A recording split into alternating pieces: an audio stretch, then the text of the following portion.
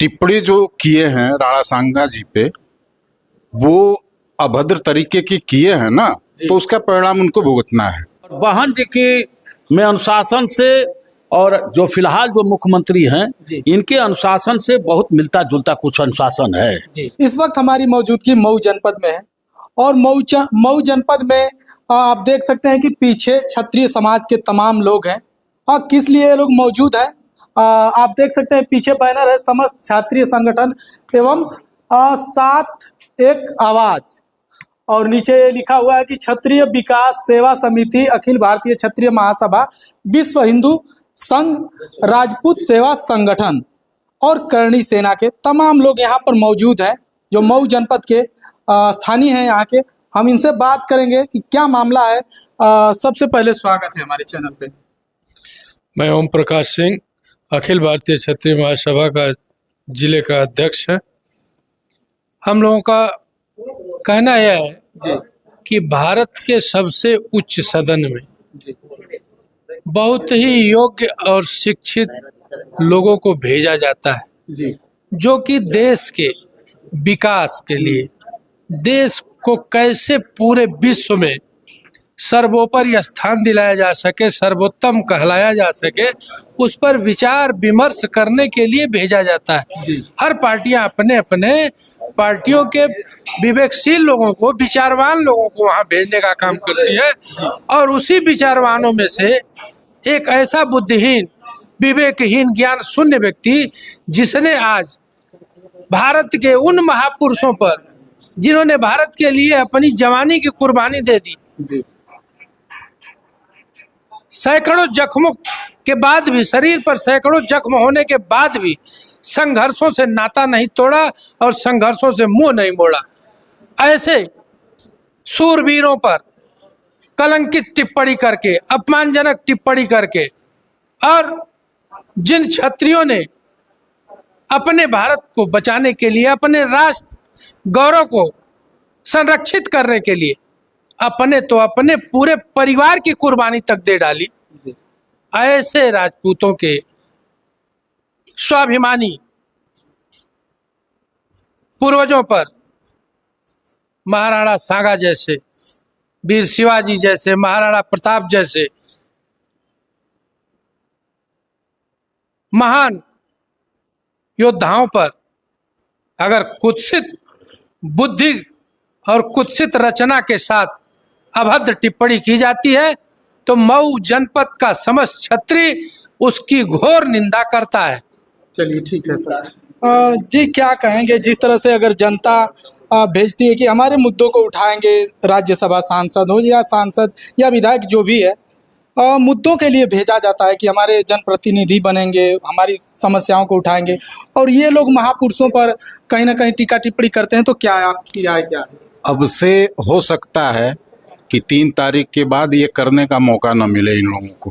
जी, जैसे अब तक करते आए हैं, अब तक कोई बोला नहीं, अब तक सारे लोग मौन थे, लेकिन अब 3 तारीख से ही शुरू हो जाएगा बोलना। तो माननीय अखिलेश यादव जी तो बोल रहे हैं कि ये दलित है।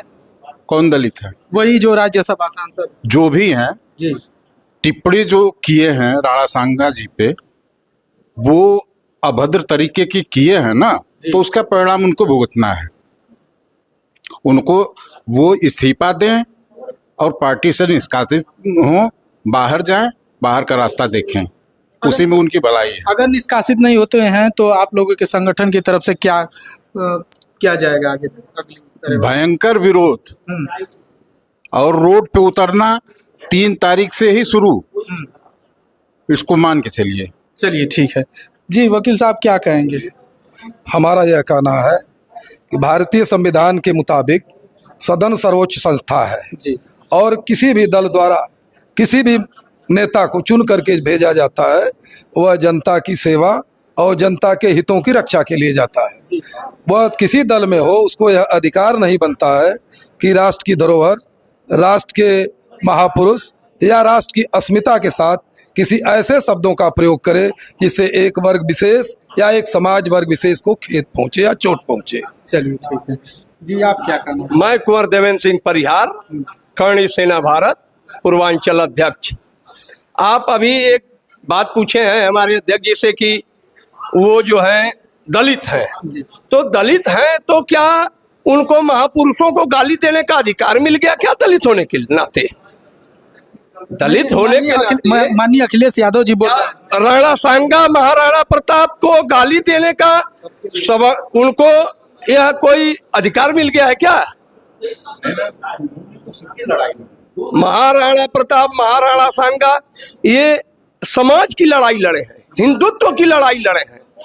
इसमें उस बेहुदा सांसद को ऐसी भाषा नहीं बोलनी चाहिए, यह उसकी भाषा बहुत ही निंदनीय है। और 3 तारीख को मऊ में पूरे राजपूत वंश यह उसको दिखा देंगे कि उसकी हैसियत क्या है और राजपूत वंश की क्या हैसियत है। चलिए क्या कहेंगे, जिस तरह से जनता चुन के भेजती है कि हमारे मामलों को, हमारे मुद्दों को उठाएंगे लोग संसद में जाकर, तो ये लोग महापुरुषों पर विवादित बयान दे रहे हैं, आपकी इस पर क्या राय है? पहले मैं मीडिया भाई साहब, मैं अपने हाथ जोड़कर नम्र निवेदन करता हूं कि कम से कम आप मीडिया भाई एक फौजी को पकड़ा तो, हाँ, और फौजी की जो आवाज़ निकलेगी सच्ची आवाज़ निकलेगी जी। तो इसलिए जो मैं आपका बार बार धन्यवाद करता हूं, पूरे फौजियों की तरफ से आपका स्वागत और अभिनंदन करता हूं कि आप मीडिया भाई जो है कम से कम जो है हमारे सैनिक को जो है आपने जगह तो दिया बोलने के लिए। तो इसलिए मैं यही कहना चाहता हूं कि जिस तरीके से महाराणा सांगा के जो है खिलाफ अभद्र टिप्पणी उन्होंने किया है संसद में, अशोभनीय है।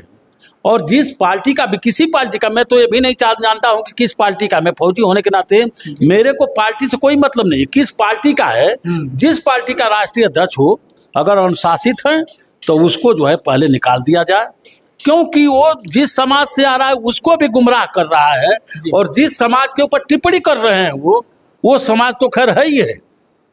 अभी आप बोल रहे थे कि बहन जी जैसा अनुशासन अगर देखा जाए तो उनके जैसा शासन कोई नहीं। बहन जी का मैं अनुशासन टाइट मानता हूं और बहुत अच्छा मानता हूं, और बहन जी की मैं अनुशासन से, और जो फिलहाल जो मुख्यमंत्री हैं इनके अनुशासन से बहुत मिलता जुलता कुछ अनुशासन है जी। इसमें जो है मैं ये नहीं है, बहुत मिलता जुलता है।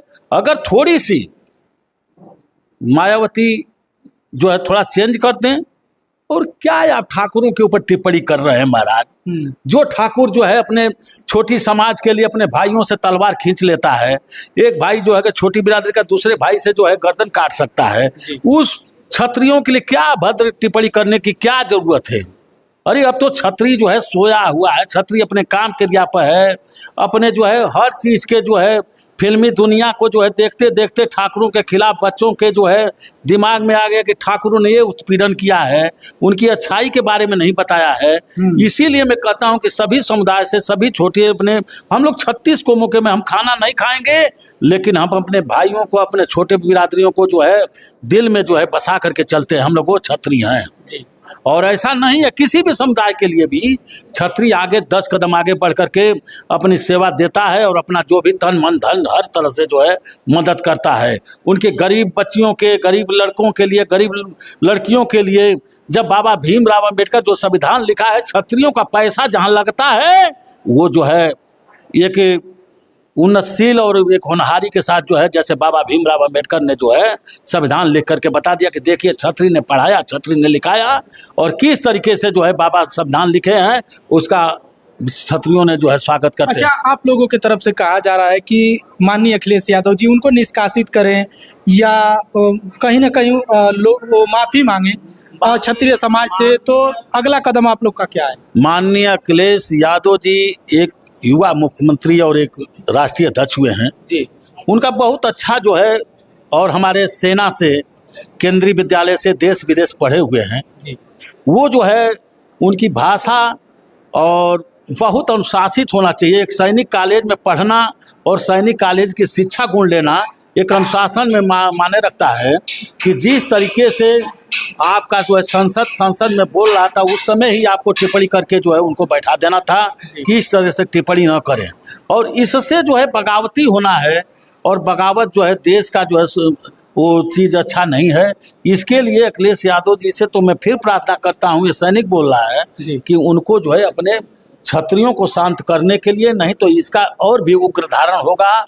और इससे जो है आप सोचते हो कि देश की तबाही नहीं होगी, वो गरीब दुखियों के लिए तबाही होगी। आप गरीब दुखियों के लिए तबाही करने का ये काम कर रहे हैं, जो शांति तरीके से जो है गरीब दुखिया जो है भर पेट का खाना और कपड़ा और मकान और बिजली और पानी और लैट्रिन मकान जो मिल रहा है, ये उनके लिए। और सभी समुदाय इस चीज को समझ रहे हैं कि कौन हमारा है और कौन हमारा नहीं है।